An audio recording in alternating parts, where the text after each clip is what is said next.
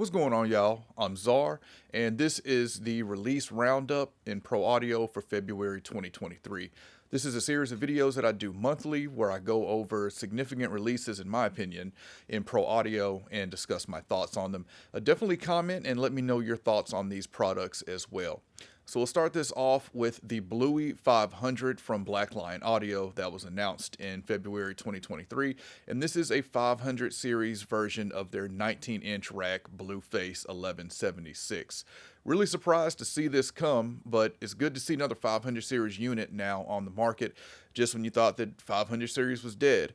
But from what I can tell, this has all of the same features in the 500 series that the rack mount unit has, and I do feel a certain way about two-slot mono unit 500 series, but definitely interested in this one as I haven't seen a 500 series unit release in a while, and definitely interested in trying out the 19-inch rack as well because I've never used a Blueface 1176 outside of the plugins, so kind of curious how that compares to some of the other 1176s that I own.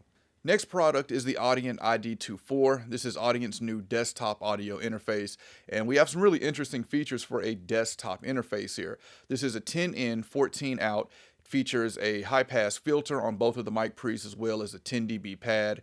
It has cut, it has dim, and the ID button allows you to control plugins in the DAW.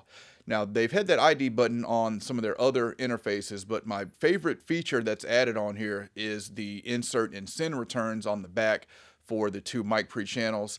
I really wish more interfaces would have this because this allows you to use the interface preamps while running through your outboard gear.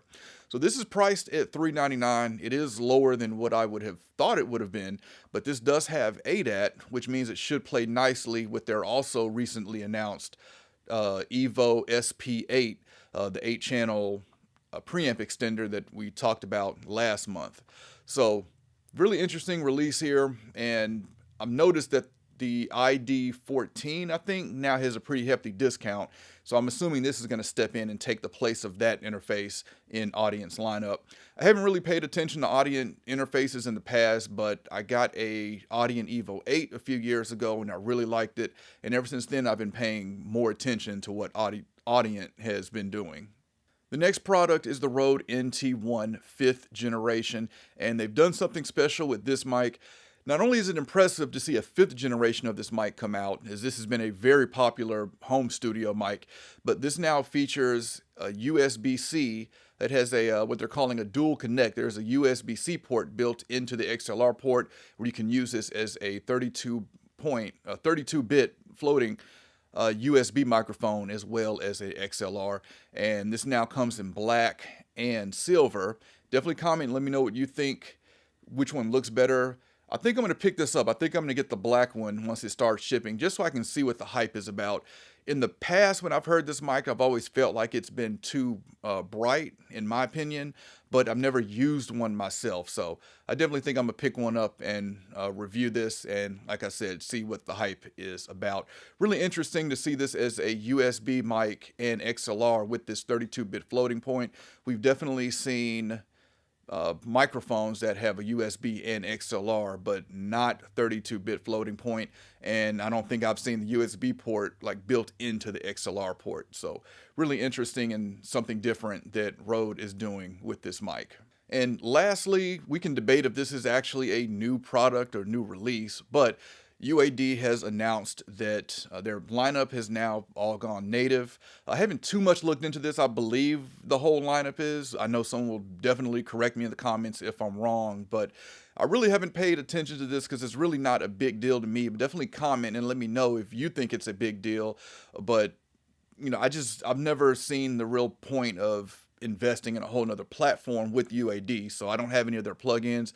If you follow the channel, I did review that Spark bundle, and while they sounded good, again, I don't need another LA2A, another 1176.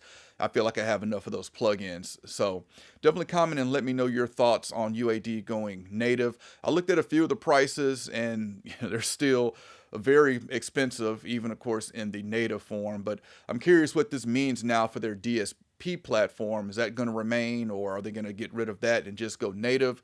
Be interesting to see what Universal Audio does moving forward, but definitely comment and let me know your thoughts on that, because I know some people love this, some people hate it. Nah, I'm in the camp, I just don't care. All right, if you enjoyed this video, I appreciate a thumbs up, and if you want to continue to see content from me, then y'all know what to do. All right, I'll catch y'all next time.